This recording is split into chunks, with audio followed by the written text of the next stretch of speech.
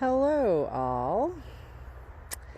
So, we are in my yard, and specifically, we are looking at my garden.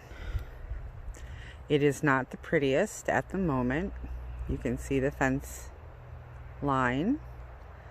I just started with my spring cleanup. Did some mulch the other day, and I can show you the pretty daffodils that are coming up, which a woman who lives up the street gave me a ton of daffodils a few years back. And if anyone knows what kind of daffodil this is, you can comment below. They are very pretty. They're not your average daffodil. Yeah. So with that said, that's my cabbage over there that lasted throughout the winter because it was so mild. So if you look back there and I go around, we are expanding the garden this year, which is super duper duper exciting for me. I've wanted to do this for a while. Every year I add on to the garden. I don't want to get over my head. So every year I add onto it.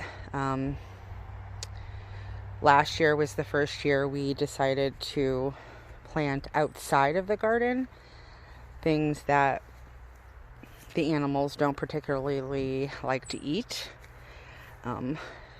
which were vines. We did butternut squash, acorn squash. We got one pumpkin, which we did out here. Okay. So with that said, this year we are expanding, and I am again super duper duper excited about it. And you can't really see the markers now, but all of this space that you see right here, that is grass, is going to be tilled. We will be breaking ground within the next 2 or 3 weeks, hopefully 2 weeks, and start to get this all set for, I am kind of at the line. So I'll take you all the way to where we're gonna expand to, and that is gonna be to here. So all of this out here is going to be garden. And if you can envision, right here is going to be quite a bit of corn. I'm planting 3 or 4 different kinds.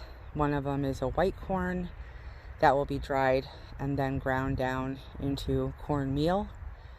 And I will do that also with some of the yellow corn too.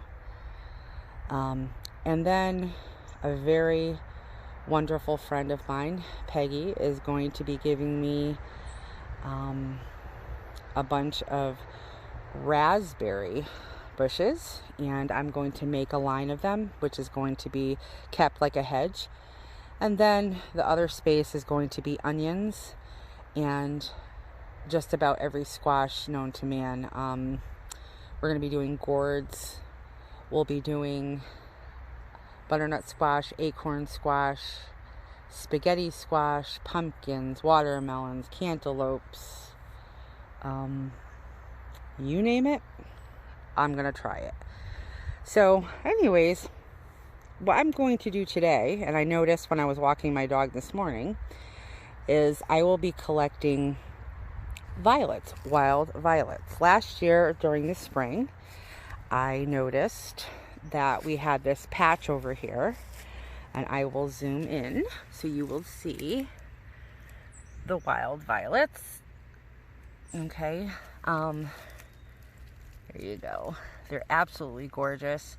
These are not to be confused with your African violet that grows as a house plant. You can't really see far away, but up close, there is also these other purple flowers that I believe to be some sort of violet. But if you get really close, they look like trumpets. I mean, they sort of remind me, believe it or not, of a very, very small orchid, which they are not. But the violets do grow up with them. And so I am still trying to identify them. And I will probably work on that a little bit more this evening.